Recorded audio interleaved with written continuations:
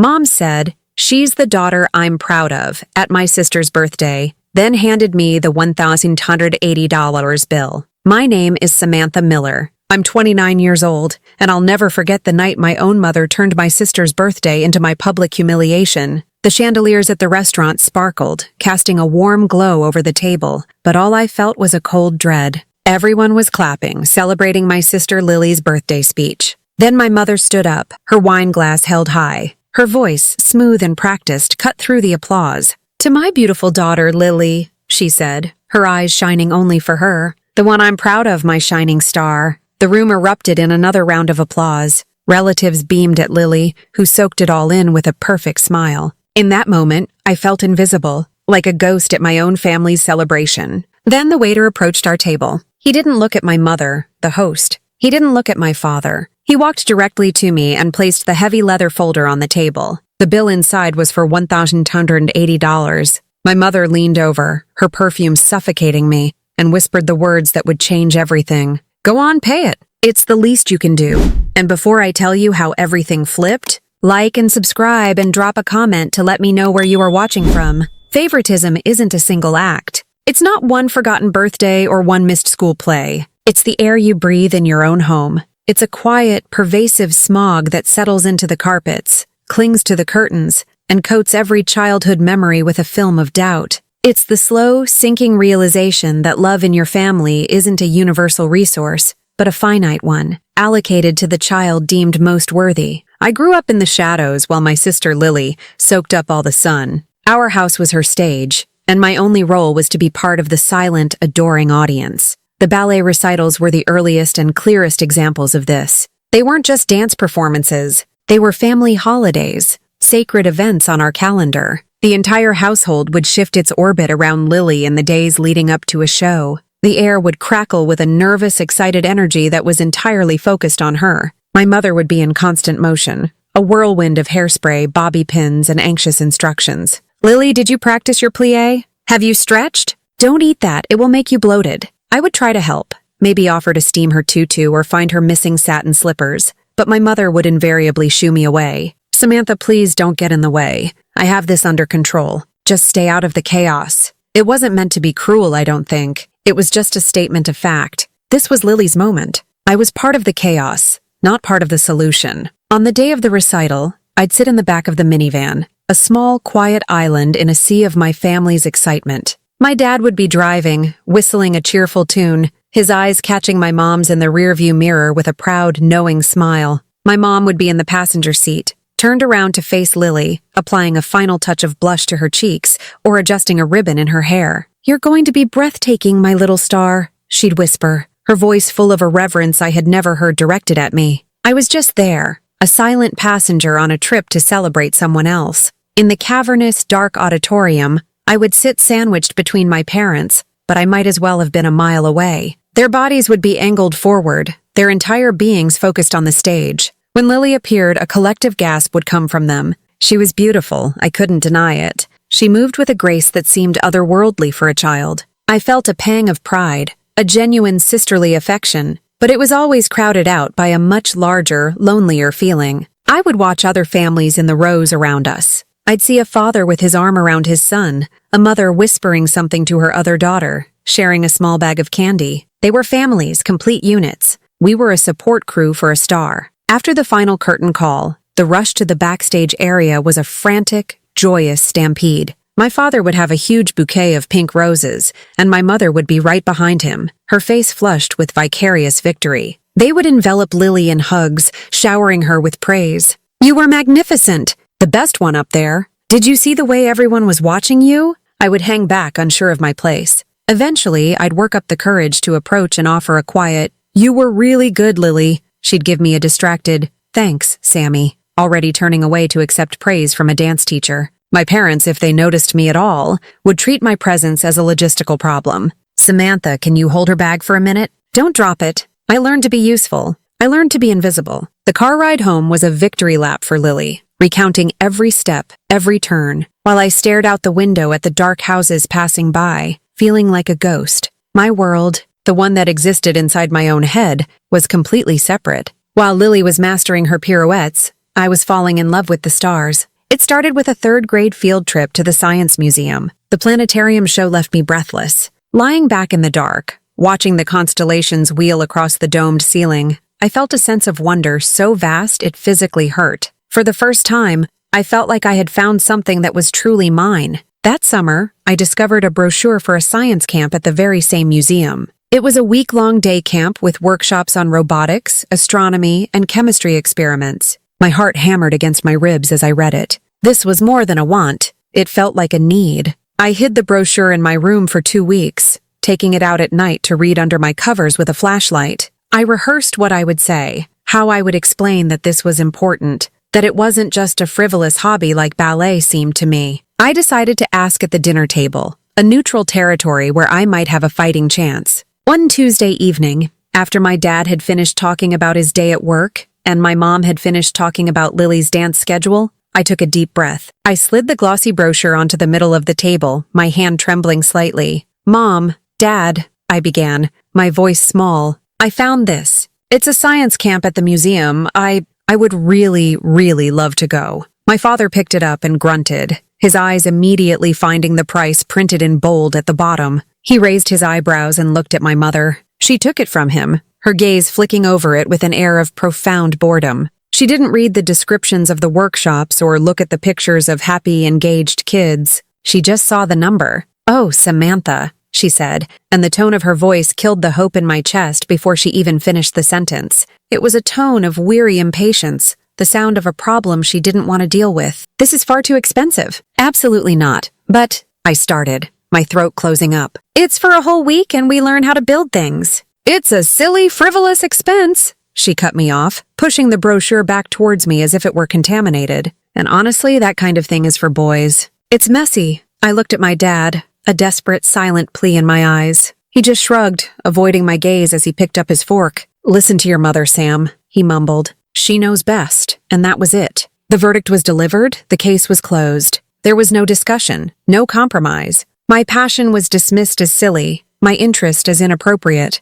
That night I cried into my pillow, clutching the brochure until the corners were soft and frayed. The next week, my mother came home with a sign-up sheet for the free summer reading program at the public library. "Here," she announced brightly, as if she were giving me a wonderful gift. "This is much more sensible for you." So, while Lily went to her summer dance intensives, surrounded by friends and applause, I spent my summer in the hushed, lonely aisles of the library. I became a ghost there too, haunting the nonfiction section, devouring every book I could find on space and physics. It was my own quiet act of defiance, but it did nothing to fill the hollow space inside me. The labels were solidified at family gatherings. Holidays like Thanksgiving were an ordeal. The house would be filled with the loud, overlapping voices of relatives. Lily would be called to the center of the living room to show off a new dress or talk about her latest dance competition. My Aunt Carol was the worst. "Oh, Lily, come here and let me look at you. You get prettier every single day," she would exclaim, her voice dripping with admiration. Then, inevitably, her attention would pivot to me. She'd scan me from head to toe, her smile becoming a little more strained.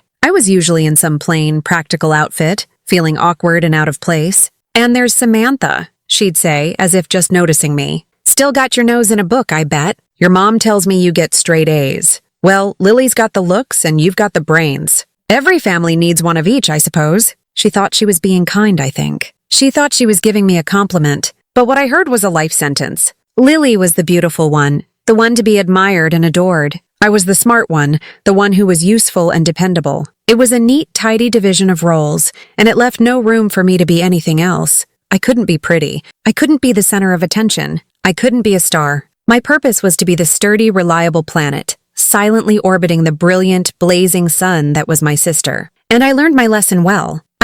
I learned to be quiet, to get good grades, and to never ask for a spotlight of my own. There simply wasn't one available. The roles assigned to us in childhood became our identities in adolescence. High school was less a place of learning and more a stage for the daily reinforcement of our family's hierarchy. While I was learning about my own resilience and the cold reality of self-sufficiency, Lily was receiving a master's degree in being the center of the universe, with my parents as her devoted professors. The social rituals of high school, the dances, the parties, the football games were, for Lily, a series of opportunities for my parents to shower her with attention and money. Her junior prom was a production on par with a royal wedding. For a full month, our house was consumed by it. Conversations were dominated by fabric swatches, color palettes, and hairstyle options. My mother took 2 personal days off from work to chauffeur Lily to every upscale boutique within a 50-mile radius. I'd come home from school to find the living room floor buried under an avalanche of satin, chiffon, and tulle.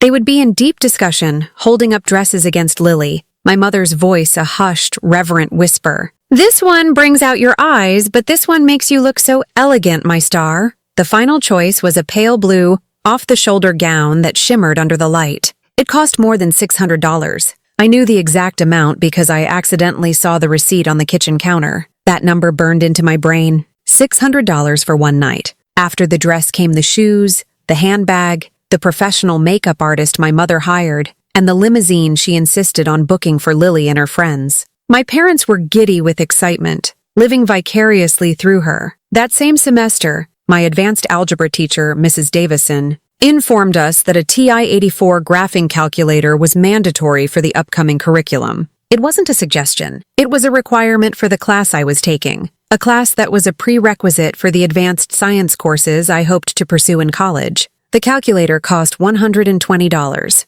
I came home with the note from the school, feeling a familiar sense of dread. I presented it to my parents after dinner, my hands clammy. My dad glanced at the paper and scoffed. $120 for a calculator? That's highway robbery. What a racket, I tried to explain. Dad, it's for my advanced math class. I can't pass without it. My mother sighed, her face a mask of weary martyrdom. Samantha, you have to be reasonable. We just spent a fortune on Lily's prom. The dress, the limo. The money doesn't just grow on trees. We simply can't afford something like this right now. The injustice of it was so stark, so blindingly clear, that it stole the air from my lungs. A tool for my education was an unaffordable extravagance, but a dress for my sister's party was a necessary investment. My future was secondary to her social life. They didn't see the hypocrisy. They just saw 2 separate expenses, and Lily's was the one that brought them joy and pride. So I did what I had learned to do. I provided for myself. I got a job at a local grocery store, working weekend and evening shifts. The fluorescent lights hummed over my head for hours as I scanned items, the beep beep beep becoming the soundtrack to my life. I'd watch my friends drive by the store on their way to the movies or a party, and I'd feel a pang of such profound isolation. My hands smelled of raw chicken from leaky packages, and my feet throbbed after standing for 8 hours straight. But every crumpled $10 bill I tucked into the envelope in my sock drawer was a small victory. It took me almost 2 months of sacrificing my weekends and my social life, but I finally saved enough. The day I walked into the electronics store and bought that calculator with my own money, I felt a strange mix of emotions. There was pride, yes, a fierce, burning pride in my own capability, but beneath it was a deep, cold well of resentment. This victory was mine alone because my parents had made it clear that my struggles were also mine alone to bear. This chasm between us widened into a veritable canyon when college applications came around. Lily, who had never shown much academic inclination, decided she wanted to be a social media influencer. She applied to a single private university in California with a well-known communications program. The moment her acceptance letter arrived, my parents threw a party. They were bursting with pride. "Our daughter is going to Hollywood," my dad would tell anyone who would listen. They saw no risk, only glamour. They co-signed on student loans that I knew were astronomical, rented her a stylish apartment in a trendy neighborhood, and set her up with a monthly allowance that was more than my father's car payment. "We don't want her to have to worry about money," my mother explained. "We want her to be free to focus on her networking and building her brand." I, on the other hand, had a clear, practical goal: nursing. It was a stable, respectable career, a way to help people and ensure I would always be able to support myself. I was accepted into the nursing program at a state university, a solid school with a great reputation. When I told my parents, they were pleased but in a muted, distracted way. "Oh, that's wonderful, honey," my mother said. "Nursing is a very noble profession." When the topic of tuition came up, the mood shifted. My dad clapped me on the shoulder with a heavy, final thud. "Well, you've always been the smart, responsible one, Sam. We're so proud of how independent you are. You'll figure it out." Independent was their code word for on your own, and I was. My college experience was a world away from the sun-drenched, carefree life Lily portrayed on her Instagram. My life was a blur of fluorescent-lit hospital wards and the dim quiet of the university library. I worked 2 part-time jobs, one as a waitress and one as a home health aide for an elderly woman. I ran on caffeine and sheer willpower. My diet was whatever was cheap and fast. I learned to survive on 4 hours of sleep. I was constantly exhausted, constantly stressed about money, constantly feeling like I was one failed exam or one missed shift away from disaster. I would talk to my parents on the phone once a week, and every call was the same. I'd try to tell them about a challenging clinical rotation or a patient whose story had touched me, and my mom would listen with half an ear before cutting in. "That's nice, dear. Oh, you'll never guess what happened to Lily. She was invited to a party at a producer's house. She's meeting so many important people. They were enthralled by her life, by the superficial glamour of it all. My life, with its gritty, real-world struggles and triumphs, was of no interest to them. It wasn't a good story. The final, definitive proof of my status in the family came on the day of my graduation. I had survived. 4 years of relentless work, of debt, of loneliness. It was all culminating in this one day. I had a job lined up at a major Chicago hospital. I had a future that I had built for myself, with my own 2 hands. I mailed my parents their invitations and followed up with phone calls, my heart filled with a foolish, stubborn hope. They promised they would be there. I woke up that morning with a nervous knot in my stomach. I put on my cap and gown, my hands shaking. At the ceremony, I saved 2 seats for them, right on the aisle. As the processional began, I scanned the crowd, my eyes searching for their faces. The ceremony started, speeches were made, and still, the seats were empty. My name was called. I walked across the huge stage, the applause a distant roar in my ears. I shook the dean's hand, accepted my diploma, and took one last, desperate look at the audience. Nothing. The seats were still empty. A profound, chilling emptiness washed over me. It wasn't anger, not yet. It was just a hollow sort of grief. I went back to my apartment and sat on my lumpy couch, still in my cap and gown. Hours later, my phone finally buzzed. It was my mother, her voice unnaturally cheerful. "Samantha, congratulations, honey. We are just so proud of you." I was too drained to even cry. "You didn't come," I said, my voice flat. There was a sigh, a sound of inconvenience that I knew so well. "I know, sweetie, and we feel just awful." But a huge opportunity came up for Lily. A big influencer wanted to collaborate on a last-minute photo shoot, and she needed someone to drive her to the location up the coast. We had to go. It was a really big deal for her career. You understand, don't you? I stared at the wall at a crack in the plaster. I finally saw it all with perfect, painful clarity. My graduation, the culmination of 4 years of my life's hardest work, was less important than being my sister's chauffeur. My achievement would never be as valuable as her opportunity. I was the dependable workhorse. She was the delicate show pony. And in that moment, I finally let go of the fantasy that things would ever change. I finally understood. I was well and truly on my own. Independence, once it was fully accepted, was a quiet relief. I moved to Chicago, found a small but sunny 1-bedroom apartment, and started my job as a pediatric nurse. My life was my own creation, and I took a deep, fierce pride in it. The second-hand armchair I found on the curb and reupholstered myself was more valuable to me than any designer piece. The collection of mismatched coffee mugs in my cabinet, each one from a different thrift store, told a story of my self-sufficiency. I nurtured my balcony plants, coaxing green life from tiny pots of soil, and in them I saw a reflection of my own resilience. I had been planted in rocky ground, but I had learned to grow toward the sun on my own terms.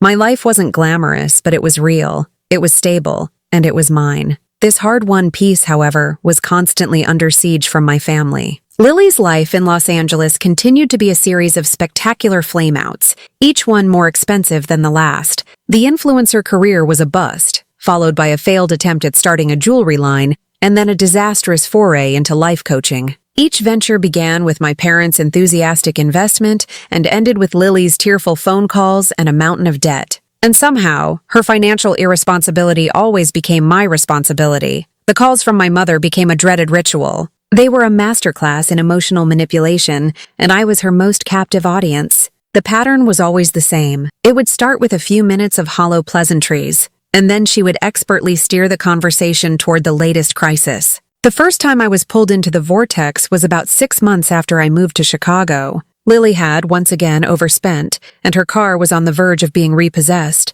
My mother's voice on the phone was a carefully modulated performance of panic. "Samantha, it's a disaster. Lily is beside herself. She needs her car for auditions for her meetings. If they take it, her career will be over before it's even started. I was just getting on my feet. My student loan payments were crippling, and my entry-level nurse's salary was stretched thin, covering rent, utilities, and the basic necessities of life. Mom, I'm sorry to hear that, but I honestly don't have any extra money. I'm barely making it myself, I said, my stomach twisting into a familiar knot of anxiety and guilt. Her tone instantly hardened, the feigned panic replaced by a cold, sharp blade of accusation. Don't be so selfish, Samantha. This is your sister we're talking about. Family helps family. You're the one with the steady job, the one who is so good with money. She just needs a little help, a bridge to get her to her next project. Just this once. That phrase, just this once, was her favorite weapon. It was a lie, and we both knew it, but it was a lie that gave me permission to pretend.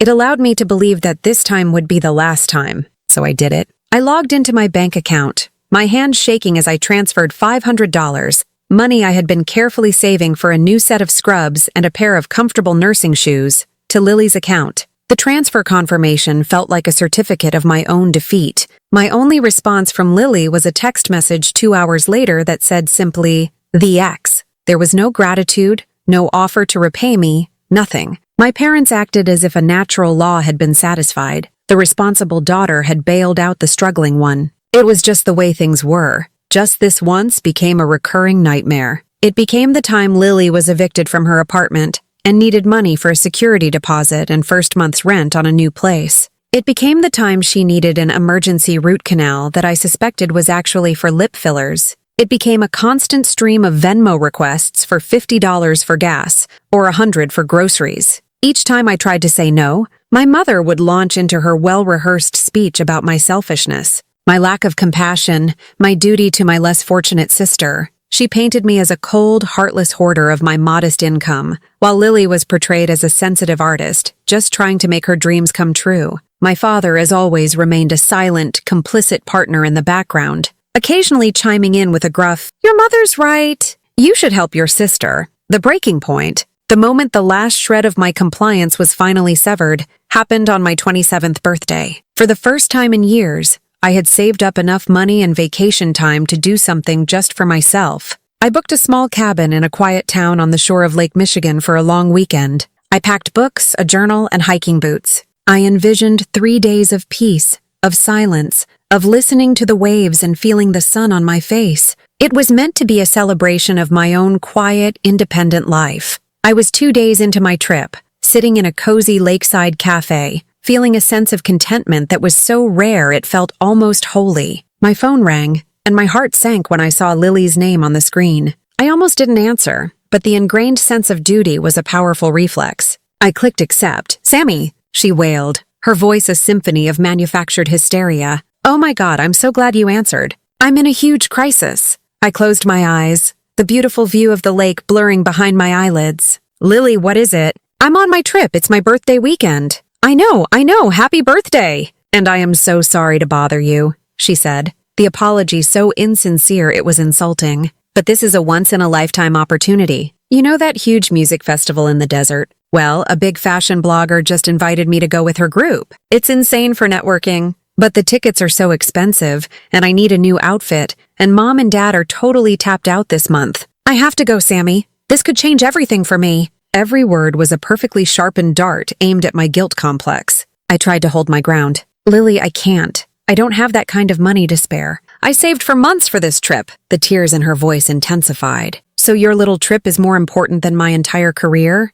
I can't believe you're being so selfish. I do everything for this family. I try so hard, and you won't even help me with this one thing. I thought you loved me." It was emotional blackmail of the highest order, and it worked. I felt like a monster. Right there, in that peaceful cafe, surrounded by the beauty I had sought out, I was made to feel like a villain for wanting something for myself. With a sense of numb resignation, I opened my banking app. I transferred $2,000 to her account, a sum that represented nearly all of my savings. The transfer went through, and the joy of my trip vanished with it. I packed my bags and drove home the next day, the silence in the car a testament to my own weakness. A week later, I was scrolling through Instagram. There was Lily in the middle of the desert, laughing with a group of beautiful strangers. She was wearing a brand new bohemian chic outfit that must have cost a fortune. The caption read, living my best life. So grateful for this universe and all the magic it brings. Blessed, there was no mention of me, no acknowledgement of the sacrifice that had funded her blessed life. I stared at the picture, at her carefree, smiling face, and something inside me finally snapped. It was a quiet, cold, and final snap. I had been paying for her life, for my parents' approval, for a sense of belonging that was never real. I was a bank, not a daughter. I was a resource, not a person. And in that moment, looking at a picture of a life I had paid for, but could never dream of living myself, I knew I was done. I would not transfer another dollar. I would not be the family's fool anymore. The price of their love was too high, and I was no longer willing to pay it. The decision to cut them off financially was made in the quiet of my apartment, but the resolve it took to enforce that decision was tested almost immediately. A month before Lily's 30th birthday, the invitation appeared. It wasn't a paper card in the mail, but a sterile, impersonal group text from my mother. The message was bright and bubbly, filled with exclamation points and emojis, detailing plans for a celebratory dinner at Alinea, a 3-Michelin-star restaurant in Chicago known for its avant-garde cuisine and astronomical prices.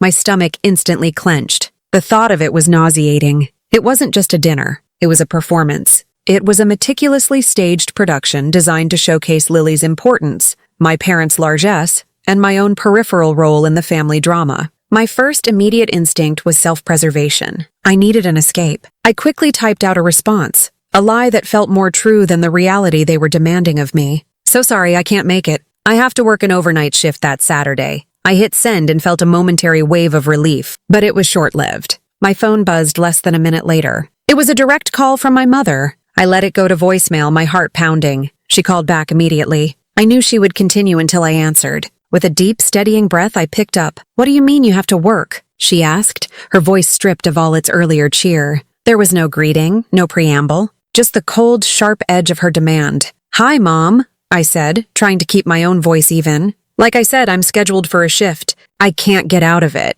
"Don't be ridiculous, Samantha," she snapped. "You're a nurse. You can switch shifts with someone. This is not just some casual get-together. This is your sister's 30th birthday. It is a major life milestone. Your presence is not optional." The audacity of her words, not optional, sent a hot flash of anger through me. I was a 29-year-old woman, and my mother was telling me my presence at a dinner party was mandatory. "Mom, I'm sorry, but I really can't," I repeated, my voice firmer this time. Her tone dropped even lower, becoming dangerously quiet. It was the voice she used when she was about to deliver the final killing blow of guilt. "I don't understand why you have to be so difficult. You know how much this means to Lily. It would break her heart if her own sister wasn't there to celebrate with her. After everything your father and I do for this family, after all the support we give you both, the absolute least you can do is show up. Or have you become so wrapped up in your own life that you've forgotten what it means to be part of a family?" There it was. The accusation that I was selfish,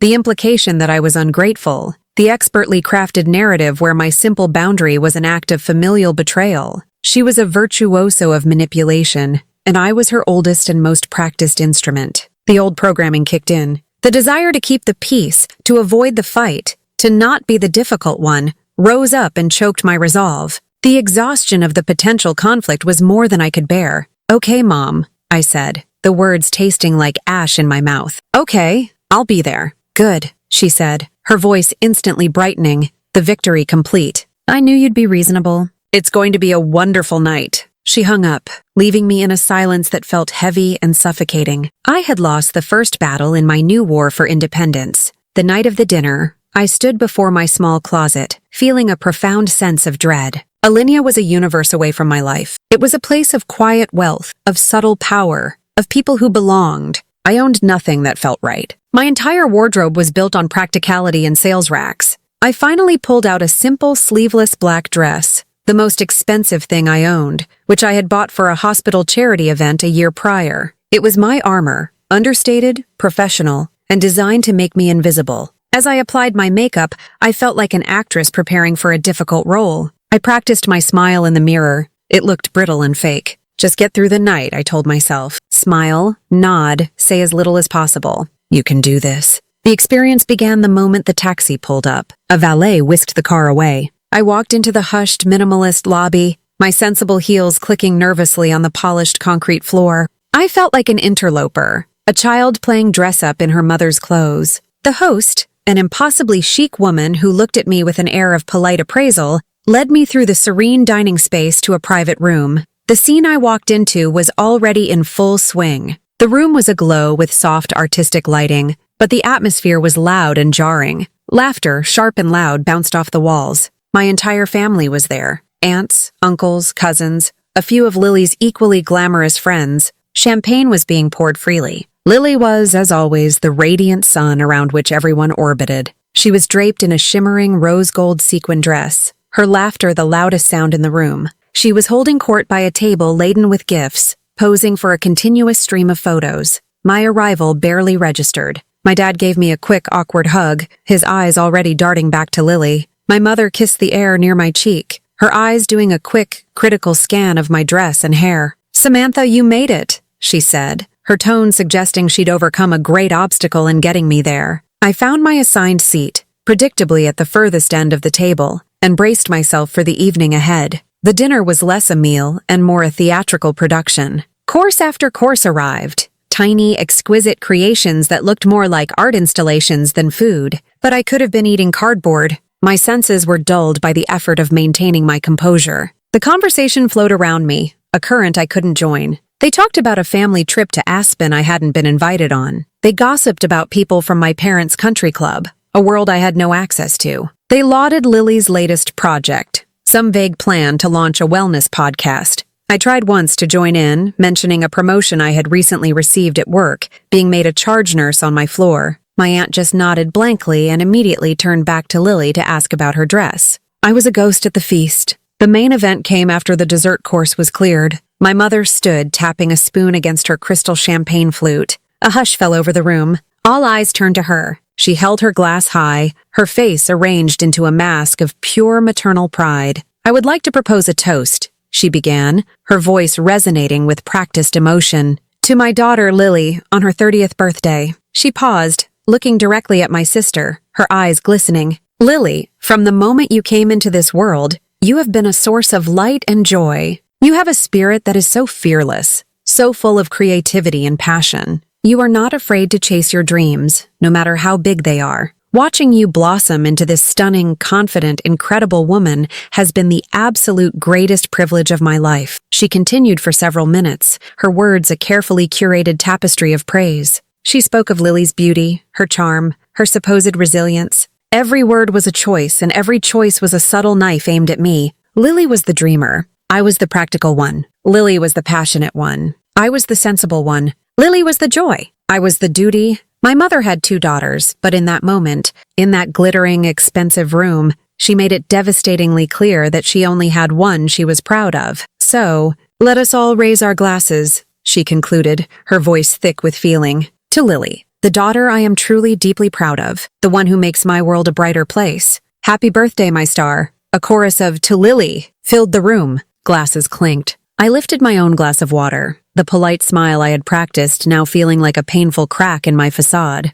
I took a sip of water, the cold liquid doing nothing to extinguish the fire of humiliation burning in my chest. I thought that was the end. I thought the performance was over. I just had to get through the birthday song, and then I could slip away. I had no idea that her speech was only the prelude. The final, most brutal act was yet to come. My mother's final words, "Happy birthday, my star," hung in the air, glittering and sharp. The applause that followed felt like a physical force, a wave of sound that pushed me further down into my chair, further into the shadows at the end of the table. I watched my sister Lily preen under the adoration, her smile a perfect, polished thing. She raised her champagne flute, a queen accepting the worship of her court. For a fleeting moment, a dangerous sense of relief washed over me. The speech was over. The toast was done. The worst of it was behind me. I thought that my public trial by 1,000 paper cuts was finally complete. All that was left was the cake, the forced singing, and then my escape into the cool, anonymous Chicago night. I was so naive. I didn't realize that the speech wasn't the verdict. It was merely the preamble before my sentencing.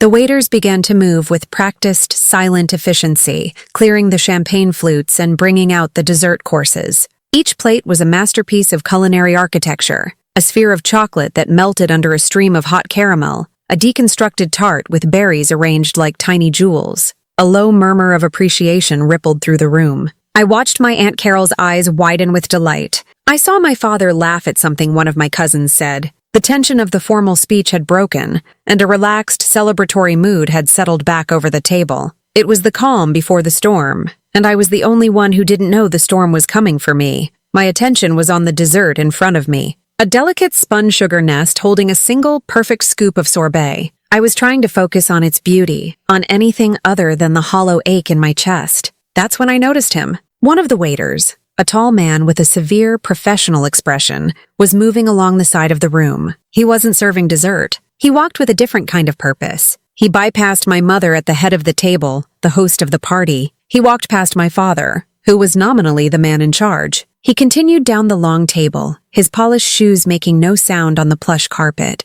My first thought was that he was heading for the service station behind me. Then he stopped directly beside my chair. My fork, holding a small piece of the sugar nest, froze halfway to my mouth. Confusion prickled at the back of my neck. I looked up at him. He met my gaze for a fraction of a second, his expression unreadable, before looking down at the object in his hand. It was a heavy, dark leather folder, the check. He placed it on the white tablecloth directly in front of my dessert plate. He didn't set it down gently. It landed with a soft, final thud that seemed to echo in the sudden silence that had fallen over my end of the table. I stared at the folder, my mind refusing to compute what was happening. This had to be a mistake, a clumsy, embarrassing error on the part of the staff. Surely he had the wrong person. I was a guest. I was the invisible daughter, the one who didn't matter. You didn't give the bill to the person who didn't matter. I felt the eyes of my nearby cousins on me. I could feel their awkward, nervous energy. Across the table, my aunt paused her story, a curious frown on her face. I looked toward the head of the table for help, for clarification. I looked at my father. He had seen the entire exchange, and in the moment our eyes met, he did the thing he had always done when faced with a moment of uncomfortable truth. He looked away. He picked up his wine glass, suddenly deeply engrossed in studying the color of the Pinot Noir, his face a mask of deliberate ignorance. He was abandoning me in that single cowardly gesture. He was leaving me to face this alone. My hands began to tremble. A cold dread, far worse than anything I had felt during the speech, started to creep up my spine. Slowly, as if it weighed 1,000 pounds, I reached out and pulled the folder towards me. My fingers felt clumsy and numb as I opened it. The bill was printed on thick, expensive paper, but it was the number at the bottom, printed in a stark, unforgiving font, that made the air rush out of my lungs. 1980, 47 pesos beneath it. In smaller print was a list of suggested gratuities, starting at 20%. Another $400. The total was more than my monthly rent. It was more money than I had in my checking account. I stared at the number, my vision blurring. This wasn't a mistake. This was an ambush. This was a carefully planned, flawlessly executed act of humiliation. Then, I felt a presence beside me, smelled the cloying scent of my mother's floral perfume. She had leaned over from her seat, her voice a low, conspiratorial whisper meant only for me, but loud enough for those nearby to hear. The smile was back on her face, a serene, benevolent mask that didn't match the cold command in her eyes. "Go on, Samantha," she murmured, her voice smooth as silk. "Pay for your sister's special day. It's tradition. Tradition." The word twisted in my gut like a knife. It was the most audacious lie she had ever told. The private shakedowns, the guilt-laden phone calls, the emotional blackmail. She was now elevating all of it to the status of a hallowed family ritual. She was retroactively recasting my exploitation as a noble, time-honored duty. In front of everyone, she was codifying my role in the family. I was the workhorse who paid for the thoroughbred's upkeep. I looked around the table. No one spoke up. No one said, "Margaret, that's not fair." No one came to my defense. My cousins were now intensely focused on their desserts, their spoons clinking softly against their plates. My aunt offered a tight, uncomfortable smile before turning to the person next to her to comment on the decor. And Lily, I looked at my sister, the guest of honor, the shining star. She simply took a delicate sip of her champagne, her expression one of utter boredom. She looked like a queen, vaguely aware that one of her subjects was performing a tedious but necessary task for her benefit. It didn't concern her. It was simply her due.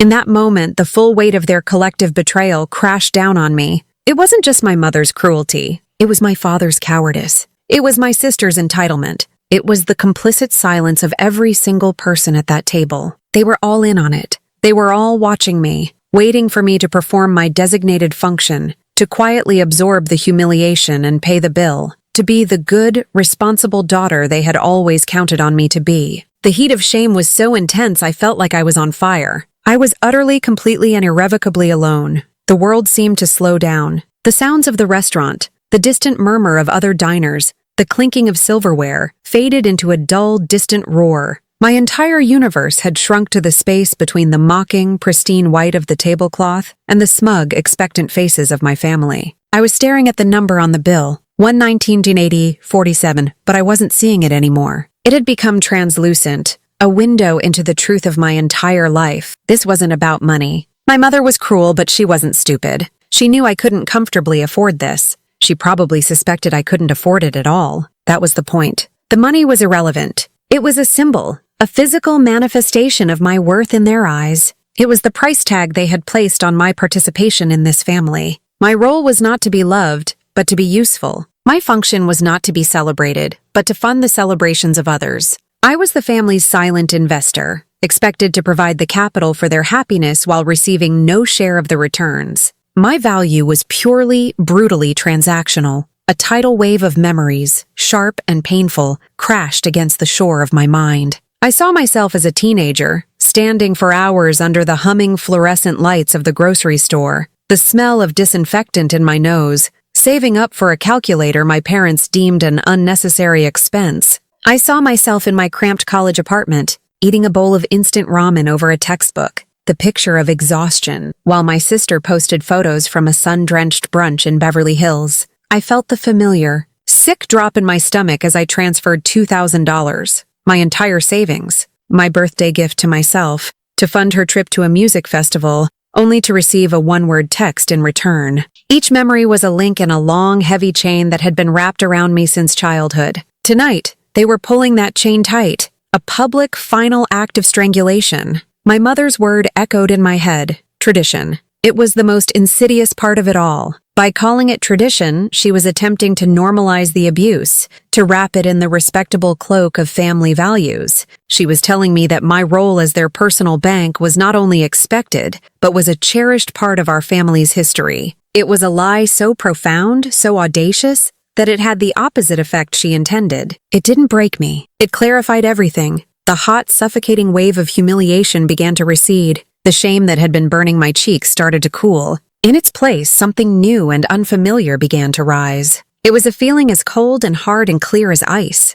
It was rage, yes, but it was a quiet, controlled rage, devoid of hysteria. It was the kind of anger that doesn't scream, but sees. And for the first time in my life, I was seeing my family with perfect, unforgiving clarity. I saw a mother who didn't love me, but who resented the fact that I didn't fit into her vision of a perfect daughter. I saw a father whose love of peace was so profound that he would sacrifice his own child's dignity to maintain it. I saw a sister so consumed by her own reflection that she was incapable of seeing the person who was holding up the mirror for her. And I saw a collection of relatives who were so invested in the family myth that they would gladly turn a blind eye to the cruelty that sustained it. In that moment of absolute clarity, the last vestiges of hope I had been foolishly clinging to finally turned to dust and blew away. The childish, secret hope that one day they would see me, that one day they would be proud of me, that one day they would love me for who I was. It was gone, and its absence was not a void.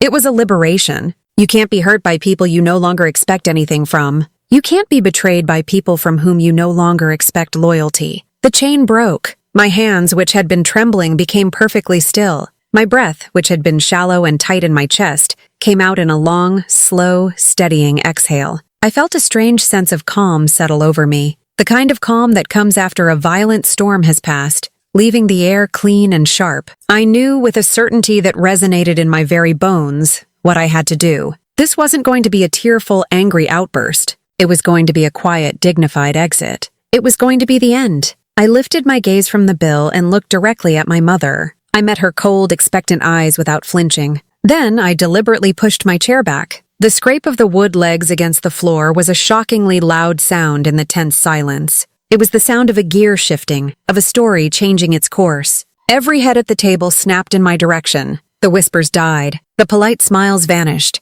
They were all watching me, a mixture of shock and confusion on their faces. I rose to my feet, my movements slow and deliberate. I didn't feel small or invisible anymore. I felt tall. I felt solid. The room, which had felt so intimidating and opulent just minutes before, now seemed like a cheap, flimsy stage set. I smoothed down the front of my simple black dress. My voice, when I finally spoke, did not shake. It was not loud, but it was clear and steady, and it carried across the table with the weight of 29 years of silence behind it. "If Lily is your pride," I said, my eyes still locked on my mother, "then let your pride pay tonight." The words hung in the air, sharp and glittering as shattered glass. I saw the shock register on my mother's face, her mouth falling slightly open. I saw my father flinch as if he'd been struck. I saw Lily's look of bored entitlement finally curdle into disbelief. The silence that followed was absolute, a stunned, breathless vacuum. And in that silence, I felt the first,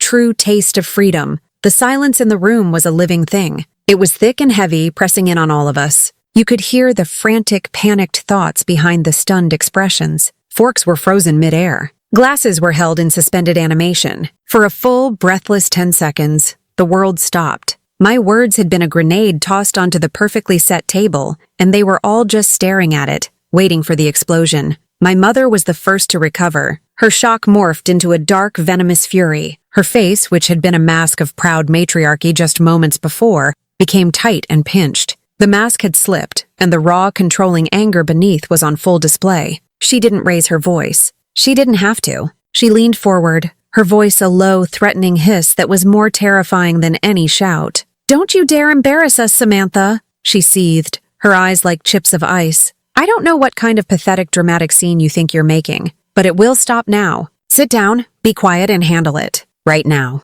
It was a command, the same tone she had used on me my entire life. It was the voice of absolute authority, the voice that expected and always received immediate compliance. But something was different tonight. The voice that had always made me shrink and obey now had no power over me. The spell was broken. I looked at her, at this angry, domineering woman who was my mother, and I felt nothing but a distant, clinical pity. Ignoring her command, I calmly reached into the small purse sitting on my chair. My movements were unhurried, graceful even. I opened my wallet. The sound of me unsnapping it seemed to echo in the room. I took out a small stack of cash. I didn't have much, but I always carried enough for an emergency. And this, I realized, was the biggest emergency of my life, the emergency of my own soul. I counted out the bills deliberately, one by one, and placed them neatly on the table. Enough for my multi-course meal, my one glass of sparkling water, and a 25% tip for the waiter who had been forced to be an unwilling participant in my family's psychodrama. Then, I picked up the heavy leather folder. I didn't throw it. I didn't slam it down. With the same calm deliberation, I reached across the table and slid it back in front of my mother's plate. It came to a stop right next to her untouched slice of birthday cake. "This covers what I ordered," I said, my voice still quiet, still steady, "and that's all it will ever cover again. This tradition you mentioned, it's over. This arrangement, where I am expected to be grateful for the privilege of paying for my own erasure, is over." I paused, letting the words sink in. I looked from my mother's furious face to my father's pale, terrified one. "From now on, respect is the price of admission into my life. And as of tonight, you are all bankrupt." A collective gasp went through the room. My Aunt Carol's hand flew to her chest. My father looked like he was going to be sick, but it was Lily who finally broke the spell of silence with a sound. It was a sputtering, indignant noise, the sound of a princess who had just been told her carriage was a pumpkin. "You are ruining my birthday," she cried, her voice a high-pitched, childish wail. The victimhood in her tone was so practiced, so automatic. "Why are you doing this? You're always so dramatic. You're making this entire night about you." I turned to face my sister for the last time. I looked at her, really looked at her, in her glittering dress, her perfect makeup, her life funded by the sacrifices of others. And the last vestiges of resentment I had for her dissolved, replaced by a profound and weary sadness. She was a beautiful, hollow doll, and she didn't even know it. "You're right, Lily," I said, and my voice was softer now, tinged with a pity she would never understand. "Tonight, for the first and last time, it is about me. But your night? Your birthday party in this ridiculously expensive restaurant? That was built on me. Your apartment in LA, your car, your clothes, your entire life where you get to chase your dreams without ever worrying about the consequences. That was all built on me." I took a step back from the table. "That's the problem. Not that I'm ruining your night. The problem is that it took me this long to stop being the foundation for a house I was never allowed to live in.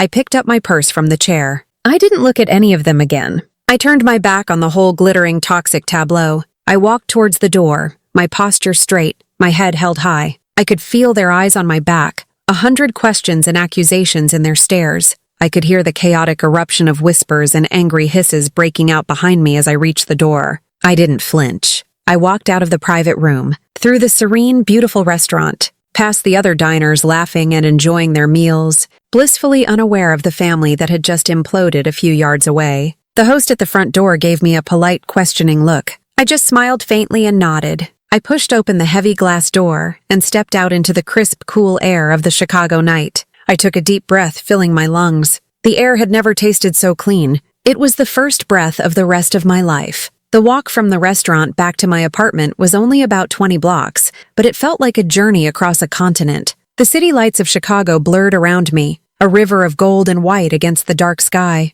My phone began to buzz incessantly in my purse, a frantic, angry vibration against my hip. I didn't need to look at it to know who it was. It was the sound of an empire trying to summon its most obedient subject back, furious that she had abandoned her post. I ignored it. I just walked, putting one foot in front of the other, each step feeling lighter than the last. When I finally reached the familiar, comforting quiet of my own apartment, the adrenaline that had been coursing through my veins began to subside. It was replaced by a profound, bone-deep exhaustion, as if I had just completed a marathon that had lasted my entire life. But beneath the exhaustion, there was a feeling I hadn't experienced in years, a deep, unshakable sense of peace. I kicked off my shoes, dropped my purse on the floor, and slid the chain lock on my door. The metallic click was a deeply satisfying sound. It was the sound of a boundary being set, a fortress being secured. That night, for the first time I could remember, I slept through the night without dreaming. The next morning, I woke up to a barrage of notifications, a dozen missed calls from my mother, my father, and Lily, over 50 text messages. My family group chat, which I had always kept muted, was a raging tire fire of accusations and demands. I saw snippets on my lock screen. "How could you do this to your mother?" from an aunt. "You need to apologize immediately," from Lily. "Samantha, call me now," from my father. I opened the chat, not to read the messages, but to perform one final simple action. I scrolled to the option to leave the group. A confirmation popped up. "Are you sure you want to leave this chat?" I smiled and pressed leave. It was a small digital act, but it felt monumental. I was no longer a part of their audience. Then, one by one, I blocked their numbers. My mother, my father, Lily, my Aunt Carol. The silence that followed was blissful. It was a silence I had created, a space I had carved out for myself. For the next few weeks, I lived inside that peaceful silence. I went to work, cared for my young patients, came home, watered my plants, and read books. My life was simple, quiet, and for the first time entirely my own. The constant low-grade anxiety that had been my lifelong companion began to dissipate. I felt lighter, as if I had finally set down a burden I didn't even realize I had been carrying. About a month after the dinner, a call came through from a number I didn't recognize. Against my better judgment, I answered. It was my father. His voice was hesitant, weary. "Sam? It's Dad. I'm calling from a friend's phone. You blocked my number." "I know," I said, my voice calm. He sighed heavily. "Listen, what you did at the restaurant. It was a real mess. Your mother is still beside herself. You really made a scene." He paused, and I could hear the sound of him steeling himself to deliver the lines his wife had undoubtedly coached him on. "But I'm sorry. Things got out of hand. Your mother, she just gets carried away with planning things for Lily. She didn't mean for it to go that far." I listened to his weak, meandering words, an apology wrapped in blame. He was sorry things had gotten messy, not that they had been cruel. He was sorry I had reacted, not for what they had done. It was the same cowardly dance he had performed my whole life. "That isn't an apology, Dad," I said, my voice gentle but firm. "That's a weather report. You're telling me a storm happened, but you're not taking any responsibility for helping to create it. Actions are the only apology I'm interested in, and I haven't seen any. Goodbye." I hung up before he could respond. A few days later, a long, rambling text message arrived from Lily. She must have gotten my number from a cousin. It was a masterpiece of self-pity. "Sammy, I can't believe you would do that to me on my 30th birthday. You completely humiliated me and Mom and Dad. Everyone is talking about it. All of my friends think our family is crazy now. I'm so embarrassed I can barely leave my apartment. I am really, really hurt by your behavior. And I'm sorry if you felt bad about the bill. I honestly had no idea Mom was going to do that, but you didn't have to make it into such a huge drama. I read the message and I didn't feel anger. I just felt a profound sense of distance, as if I were reading a letter from a stranger. Her entire world was a reflection in a mirror, and she couldn't comprehend any reality that wasn't about her. I typed back a short, simple reply, then learn. Pride that costs other people their dignity is not worth celebrating. I blocked her number immediately after sending it. The final communication came a week after that. It was an email from my mother. The subject line was just my name. The body of the email contained a single bitter sentence.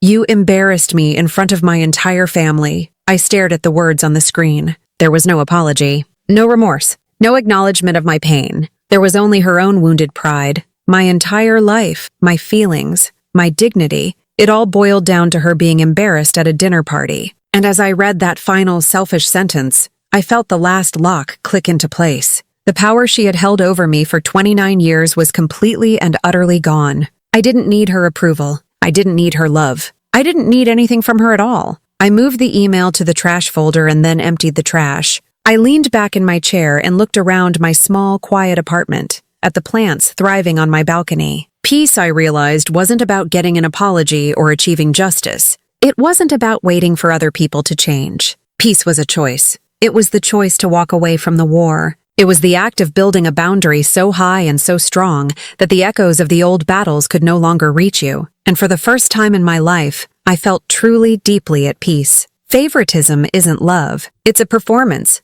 It's a transaction where one person is put on a pedestal and the other is expected to build it, nail by nail. And paying for your own erasure, convincing yourself that it's a family duty, isn't loyalty. It's a slow, quiet form of self-betrayal. I spent nearly 3 decades of my life trying to buy their approval. I thought that if I was responsible enough, generous enough, quiet enough, that one day they would turn around and see me. But you can't buy something that was never for sale to you in the first place. The moment I stopped paying, the moment I pushed that bill back across the table, wasn't just about the money. It was the moment I finally bought something for myself, my freedom. And with it, I found my peace. Have you ever been treated like the invisible one while someone else got the crown? Tell me your story in the comments. Don't forget to like, subscribe, and share if you've ever had to refuse to pay for someone else's spotlight.